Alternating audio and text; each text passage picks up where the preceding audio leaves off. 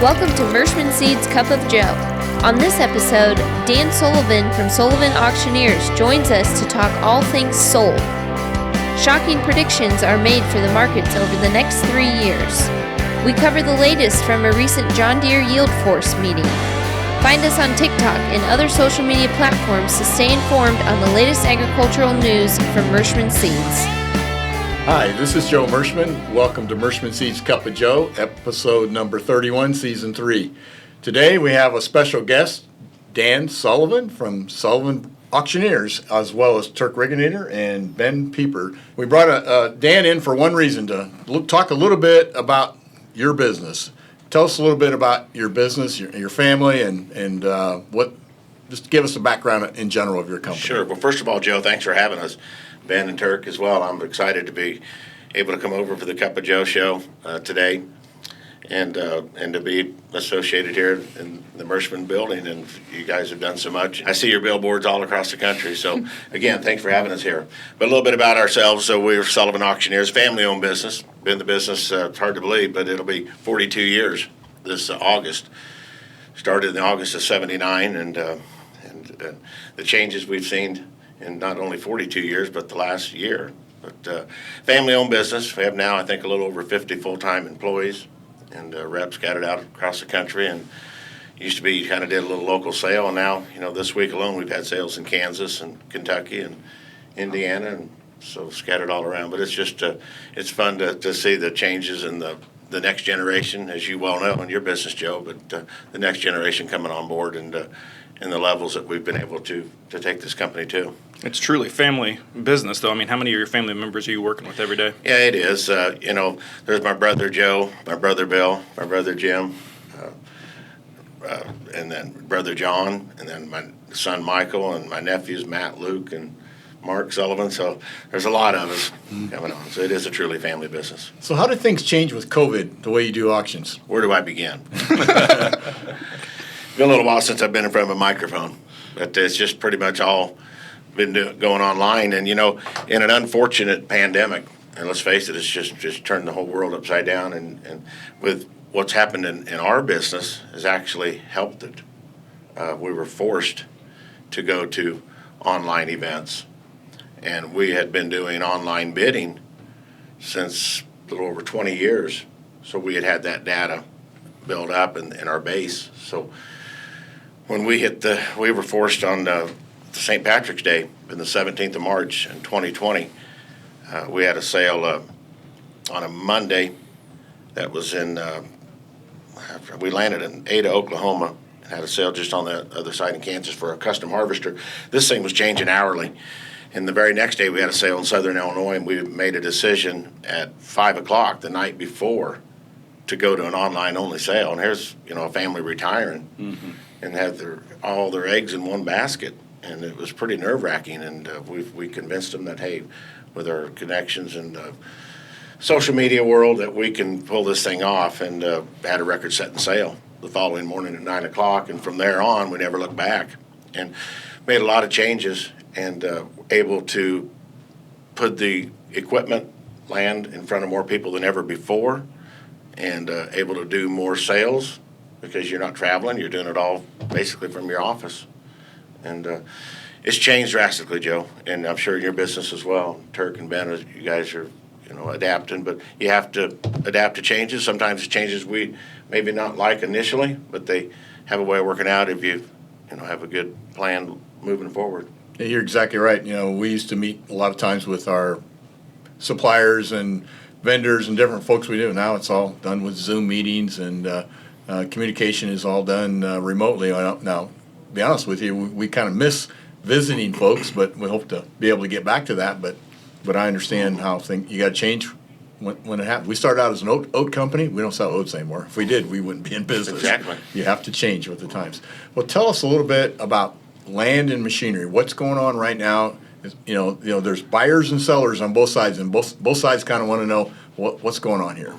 Well, we're seeing unprecedented prices with land and machinery. The ag world has never looked any better. I mean, 12 months ago selling corn for $3.50 and getting $5.50. I mean, there's one thing about a farmer, and again, I'm kind of preaching to the choir here with you folks, but and I'm sure the viewers, but they're optimistic people. The American farmer and the rancher and the people in the ag world, they're optimistic people. If they have money, they're going to spend it, and you can't blame them on a poor economy. They're not going to set it in the bank and draw little interest. They're going to turn around and buy a tractor or a combine or a farm. And so combined with, it's multiple things that have increased this market in land and machinery, but not only the commodity prices and the very, very attractive, unprecedented interest rates, but the whole agricultural world. There just seemed to be a lot of momentum, the kind of a wind behind us. There's a big demand for used equipment because you can't even get new when they're a year out. It did take probably another whole show to talk about where this thing is. It's changing so fast. It's kind of hard to keep up. When somebody asks you, what's your farm worth, or we're going to go praise the line of machinery, what our equipment worth. We just had a deal for a John Deere dealer recently, a large auction, and they sent us a list of the equipment. And they said, hey, we're selling this equipment. Can you kind of give us an idea? And we said, absolutely. You sell that much, I'd want to know kind of what you're thinking. Mm-hmm. The figures that we gave them and what it was this market was rising so fast that we were way off. It brought several million more than what they thought and what we had told them. So they turned right around and the very next day said, we want to have another sale in 40 days. I mean, this market, and same way with the land, it's really, really rising. And we're selling land or machinery nearly every day. Is it all types of land? Is it, from timber to the best farm ground? I'd say, good question, Joe. Without a doubt, the tillable land is kind of what we're wanting. There's investors out there that are pooling their money to have somebody go invest, and actually they like the tillable farmland. Just an example, yesterday we sold a farm in central Illinois, upper class B farm. It was Illinois uses PIs instead of CSRs, but it had a productivity index of 131 something, just short of a Class A farm, but a nice farm. And it brought $12,900 an acre. Now, 2 weeks before that, we sold a farm that just mirrored it. They were identical, and it had a PI of 131.7. Just same area. And it brought $12,400. The gentleman that underbid that farm underbid the one yesterday, and it was $500 an acre more in 2 weeks. You could say, well, that's an exception. It might be an exception, but this just kind of give you an idea how this thing's rising. I firmly believe that farm yesterday, they brought $12,900. If we'd have sold it 2 weeks ago, at about $12,400. I just think this thing's really creeping up. And it's kind of like anything, that pendulum, when it swings one way, usually it swings a little too much. There might be some exaggerations out there in the market. I'm not saying there isn't. But the high always gets higher. The low, it comes down, but it never gets as low as it did before. Then the high always gets higher. So you look at these trends, and we're just really optimistic in the future of agriculture. That's great. What do you see in the average farm buyer? Is it investors or is it actual farmers? And do you think they have a little bit of the down payment or quite a bit of it? What do you see in there? I like your questions, Joe. Those are excellent questions. I like to answer them. It's nice to talk to somebody that knows agriculture and visit with them about it. But it's hard to outbid a close neighbor, maybe not joining it, but when they have the money and the future looks good and you can lock in these and what they're selling corn and beans for. And so most of the buyers right now are farmers, close by farmers, but the investors, unbelievable amount of outside interest, way more than there ever has before. Might be a little hard for them to compete, but they're there. They're there, they're there trying to buy. We did have an instance, I'd say 30 days ago, that we sold a farm in central Illinois, and there was a group of investors, never had looked at the ground, but just a group of investors had, some people taking care of investing their money, and they bought several tracts of ground. So there's definitely a lot of investor interest that are there, bidding and competing. But right now it's pretty hard to take out a farmer. So the online auction makes it a little bit easier for those neighbors to compete against one another because they don't know who the other bidder is. It's a good point. It's a good point. We've kind of thought about that and brought that up. Our online bidders, and then another thing is with these online auctions, you put the information out there much sooner than you do. And if we were having a sale tomorrow morning in West Point, Iowa, at 10 o'clock, the people start walking through the door about 9:30, 9:40, and all of a sudden there comes Ben's dad in, think, oh, I never thought about him being interested in that farm. And there comes Joe Mershman in. It is, you start, and all of a sudden it's 1 or 2 minutes till 10, and you're trying to kind of figure out who's all in the venue and who's going to be doing. Now, the farm yesterday, 120 acres. Book it, put the date online, and then about a week to 10 days before the sale, we put a catalog up where you can register and start bidding. And most of the time, by the time sale morning rolls around, we already had a list of 38 bidders on that farm yesterday morning, and it was already bid up to more than what the people were willing to take. Their minimum was 10.5, and it was bid up to 10,900 before the auction ever started. So you already have a positive sale. You already have a list of your buyers. And if for some reason, and you can tell on the computer of those bidders who's on, so let's just say Ben Pieper's dad's interested in a farm, and he registers 3 or 4 days ahead of the sale. All of a sudden it's 10 o'clock and he's not on. We're going to call him and say, hey, you registered for this farm? Oh my gosh, that is this morning, isn't it? It's amazing how well these online auctions are working. We're not going back to the other old way, are we? Well, what'd you just say? The old-fashioned way. You know what? When somebody said that to me a while back, said, well, Dan, when are you going to go back to the old-fashioned way on these machinery sales? And I said, why don't you repeat what you just said? And he kind of caught himself and kind of laughed. And, again, a family business, like you touched on, Ben, and going on 42 years in the business, and it's all about going out and seeing people and, hi, how are you, and free coffee and donuts at the land auctions, and people like it. I'm no different. If you did a survey right now, I don't care if it's Lee County, Iowa, or Hancock County, Illinois, or wherever it is, if you did a survey to the farmers and said, what would you rather? You'd come back really strong. They'd want to go back to live sales.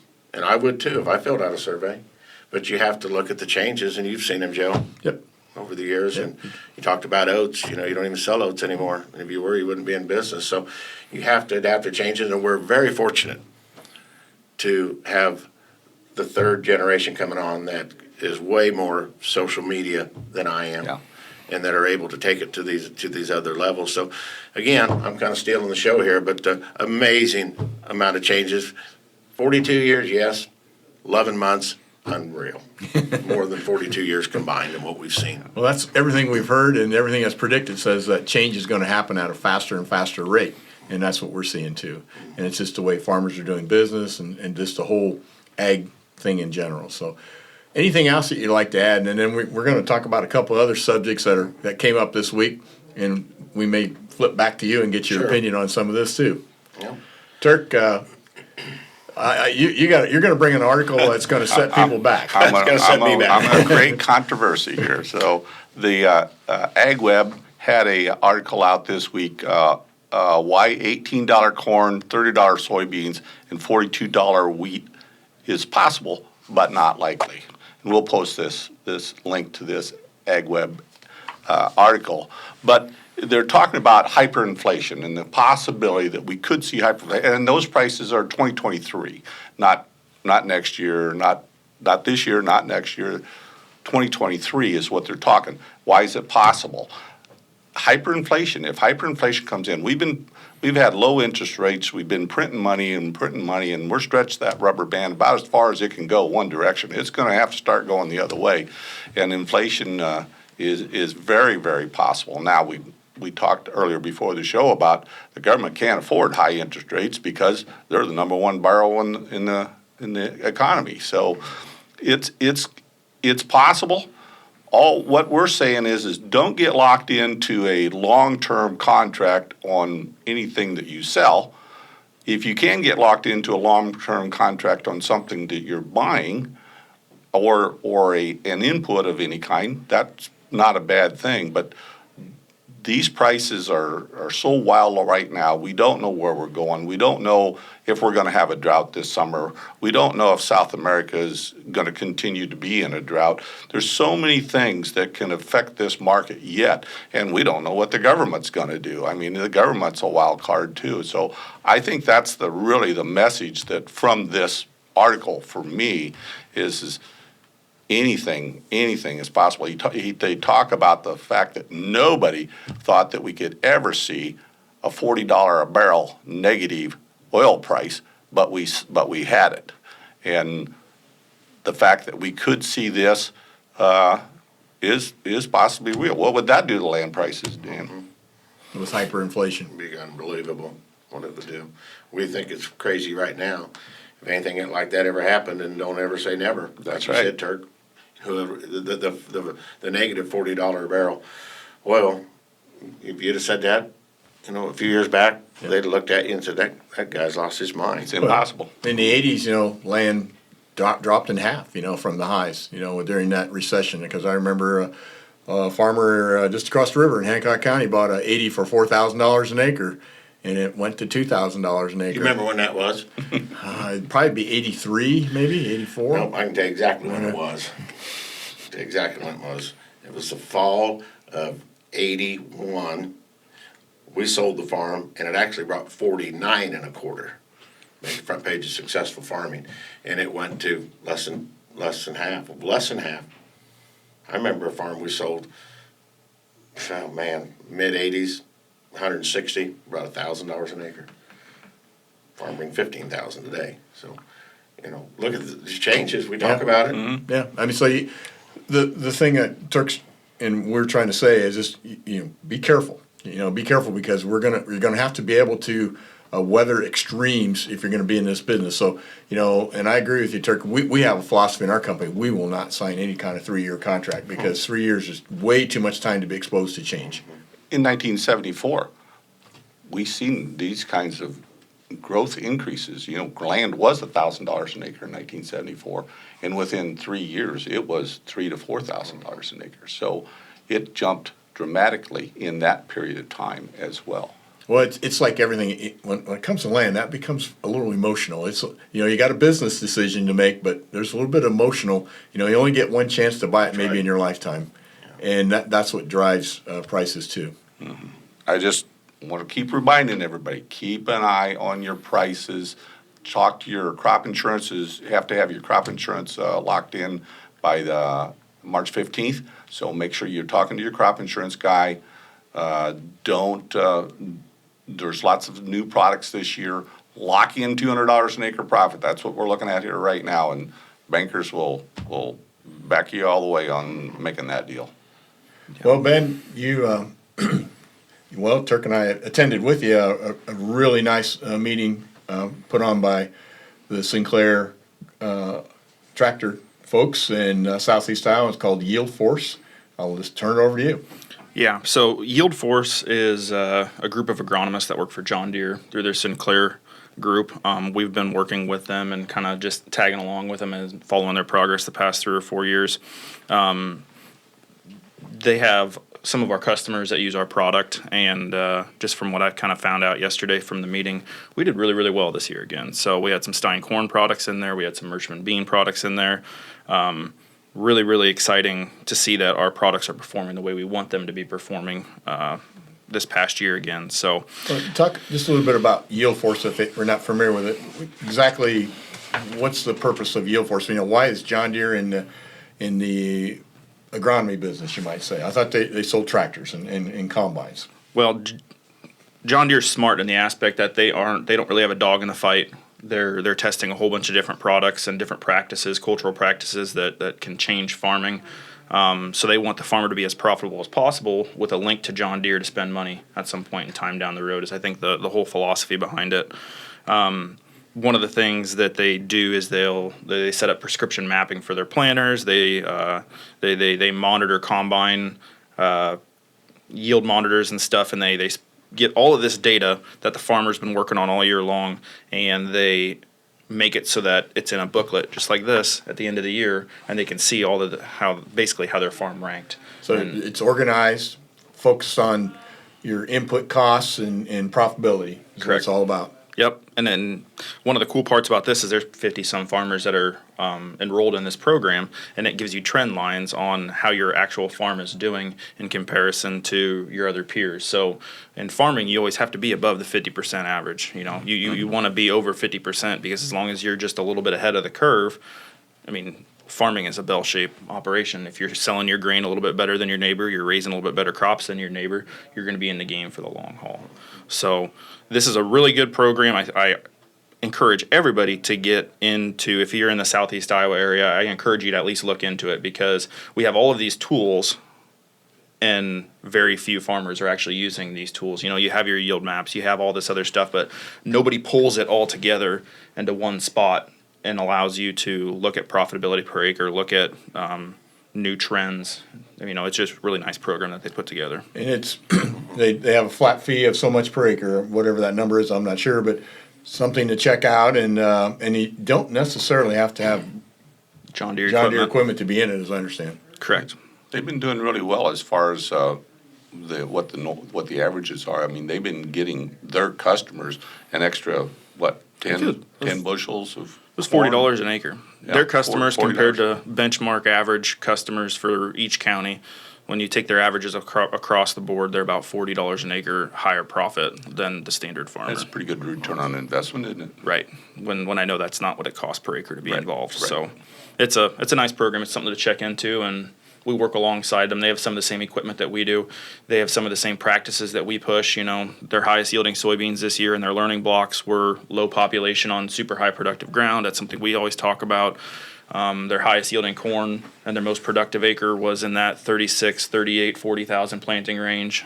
So a lot of the agronomics that we push, they back up in stats that we get to look at the end of each year. So They had one thing they talked about yesterday too for the livestock farmer. It was a new device that basically can measure the amount of NP and K in manure, and then apply it based on what's actually in the manure, load by load. Is that correct? At the time of the application. At that time of the application, it's technology that was developed in Europe, been using it the last 5 years, brought it over to the United States. So if you got a manure pit and you test it from that little vial, and then you say that's why I'm going to apply it. Well, they found out that stratification and different things, that each load can be a little bit different. This machine, you put it through this machine as it's put into the ground, it will adjust based on you want 170 pounds of nitrogen out there and 40 pounds of phosphorus or whatever. It comes up with calibrations to do that. yeah, Pretty interesting. lots of new technology. Where was this meeting held yesterday you were talking about? Fairfield, Fairfield. And who put it on? the Sinclair tractor. Sinclair. And who was kind of the main speaker? The main speaker for this one would have been, there's two of them from John Deere. It is Brent Pacha and Brent Gregory. Brent Gregory. And they work for Sinclair Tractor full time. Yep. And then they had an outside speaker that talked about carbon credits and how that, one thing that hit me was, we're going to have to farm the way the consumer wants to buy the product. So in other words, if the consumer, which we kind of talked about before we got on the air, we talked about what's that term, Turk, that we talk about? The East Coast, West Coast. Coastal elites. Coastal elites. Coastal elites. So in other words, they want their food, carbon neutral or whatever, and so it's going to be a big opportunity for farmers in the coming years to basically change their farming practices and sequester carbon, and then sell that to folks that will buy it, and then they'll broker it to companies that want to buy it from them to say that we're a carbon neutral company, so that when the coastal elites and other folks that they want to buy from companies that are carbon neutral. So it's something. What was the value of carbon right now? Again, we don't know what the companies are actually willing to pay for the carbon credits, but these companies are the broker between the people that are buying the credits and the people who are collecting from farmers the credits to broker to the other folks. So we don't know what that number is they're paying, but we know what they're willing to pay farmers. And the problem with the system right now, as I see it, is if you've been doing a good job and you've been no-tilling and using cover crops, you're not going to have a very big payment because it's what you're going to do to increase, do better. Because they figure if you're already doing this, then that's already in the system. We don't need to pay anybody to do something else. So that's the problem with the thing right now. And the two companies, the main two companies in it right now are 5 and 10 year contracts. And we just talked about don't sign long-term contracts because I think, prices may change very quickly. And quite frankly, I think that carbon credits will become part of the new farm bill whenever they do come up with it. I think what we're doing right now is we're going through an exercise on what do we need to do to help farmers do what we know is good for the environment and good for our streams and good for everything. And I think we all have a pretty good idea on what that is. But the interesting thing from even the yield force information is the no-till had the highest average for the last 3 years, didn't it, Ben? It had the most consistency. It has the least amount of swing and yield variation. So those are things. A lot of people don't think that no-till can work, but their data shows that it definitely does work. Again, there's some things that you got to do to get prepared for it, but those are things that we're going to be doing more of in the future. You're going to be incentivized to do it. That's right. You're going to be incentivized. And right now, I think there's only 2 farmers last year they got paid for carbon credits in the United States, is what I understand. Now this year it's going to be a lot different. They're going to be, they're gearing up for it. But what's the number? $20 to $40 an acre, maybe? Can be. It can be. But it depends on what your practices are. It depends on what you're going to do to make it better. In other words, are you going to start no-tilling? Are you going to start putting in cover crops? Are you going to start side dressing instead of putting on all your anhydrous at one time? Those are the kind of things that will all give you credits or a different, higher number. So what are you going to do different? Well, most farmers don't like to do a lot of things different at one time. Right. And so that's going to be, again, the issue that we have to work with. I think, again, the Farm Bill is going to look at this very, very hard, and I think we're going to see a switch in how that Farm Bill implements and pays money to farmers. Well, these are things that we're talking about right now, and they're going to be mainstream pretty quick. So be ready for it. Keep your eyes open. There are some guys we have constantly, we're getting asked questions about these carbon credits. So this company that we listen to is Soil and Water Outcomes. John Winchell is the rep for it. He lives in Ankeny, Iowa. We'll put his information up when we post. So that's one more option, one that we like because it's a 1-year contract. It's a 1-year contract. Yeah, they're only doing it in certain counties in Iowa too. Southeast. So it's not widely at this point, but it's going to grow. So this will be a good test market for it to watch how this all works out. It's a 1-year deal. Yep. Works with all our parameters that we're concerned about. So that's great.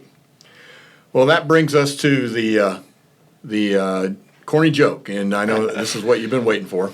But since St. Patrick's Day is just around the corner, I thought I would tell a St. Patrick's Day joke.